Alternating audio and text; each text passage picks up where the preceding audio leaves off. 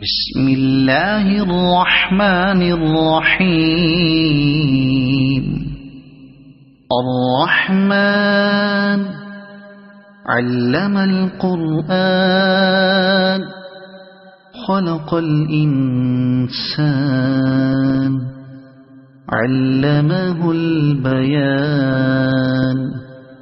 الشمس والقمر بحسبان والنجم والشجر يسجدان.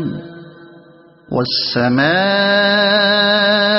رفعها ووضع الميزان ألا تطغوا في الميزان وأقيموا الوزن بالقسط ولا تخسروا الميزان. والأرض وضعها للأنام فيها فاكهة والنخل ذات الأكمام والحب ذو العصف والريحان. فبأي آلاء ربكما تكذبان. خلق الإنسان من صلصال كالفخار وخلق الجان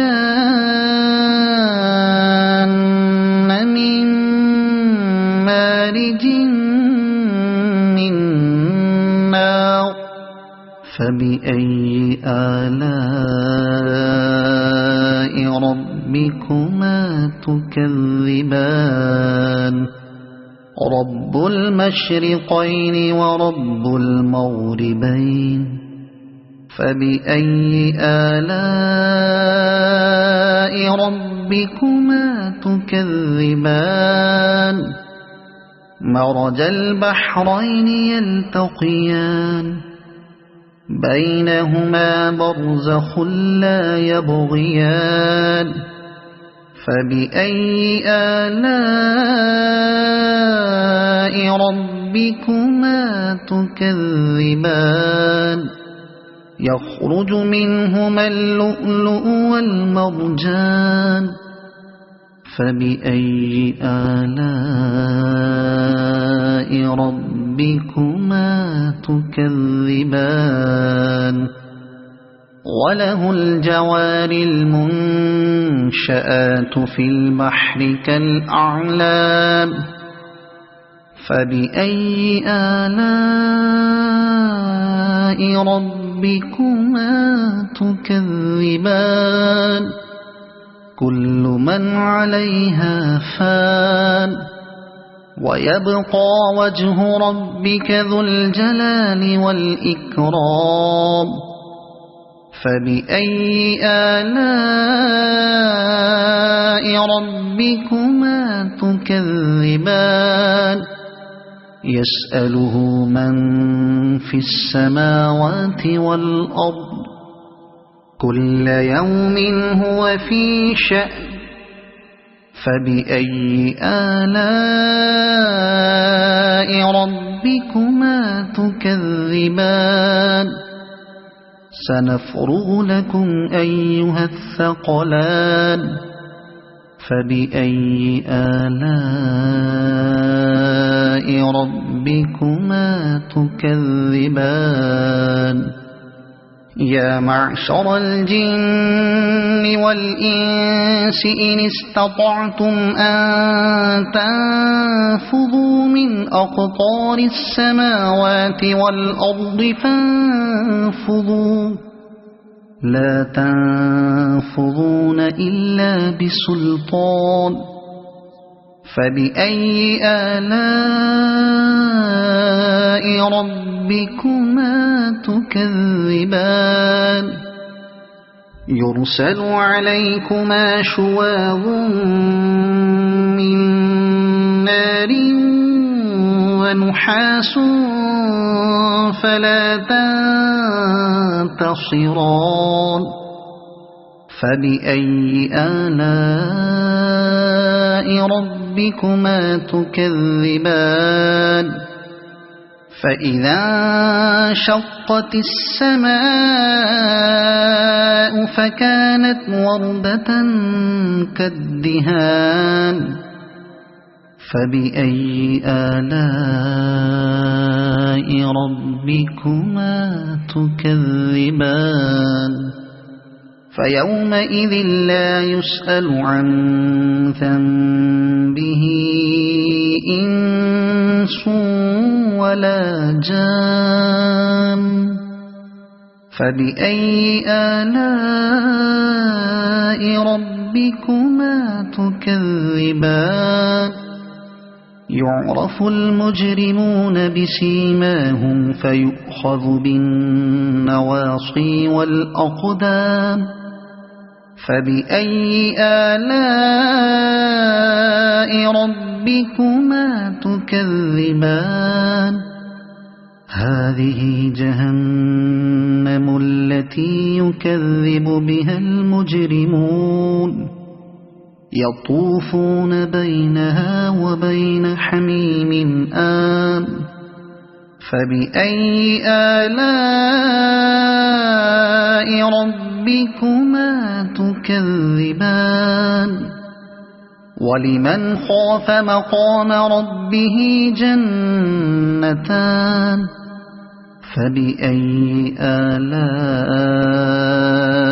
ربكما تكذبان ذواتا أفنان فبأي آلاء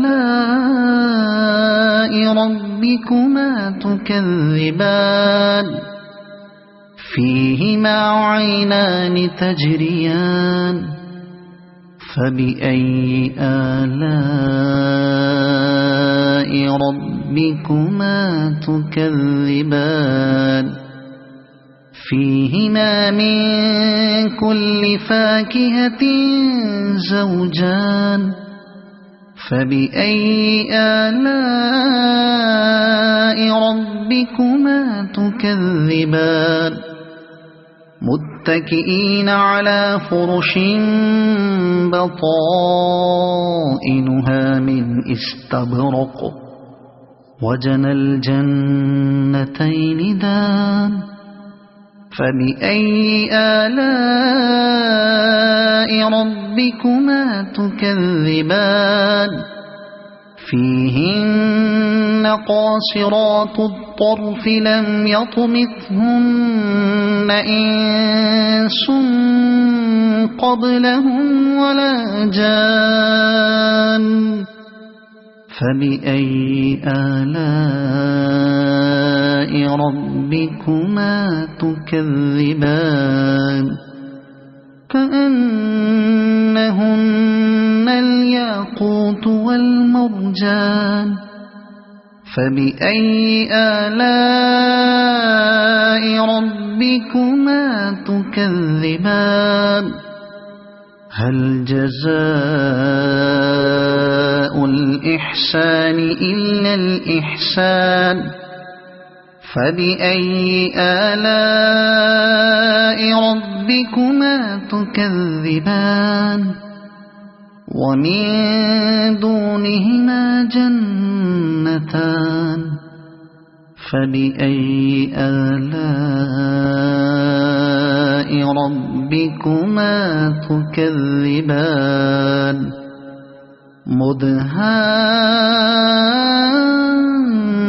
مدهامتان فبأي آلاء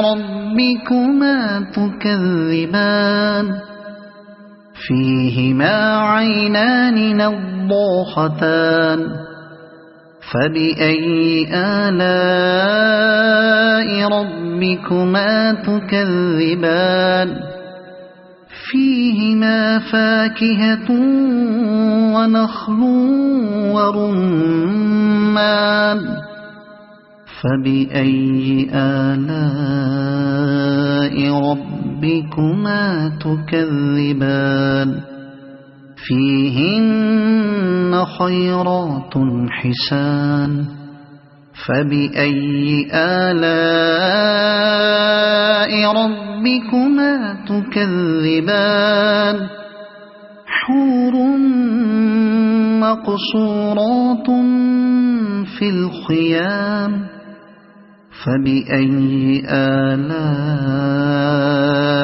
ربكما تكذبان لم يطمثهن إنس قبلهم ولا جان فبأي آلاء ربكما تكذبان متكئين على رفرف خضر وعبقري حسان فبأي آلاء ربكما تكذبان تبارك اسم ربك ذي الجلال والإكرام صدق الله العظيم.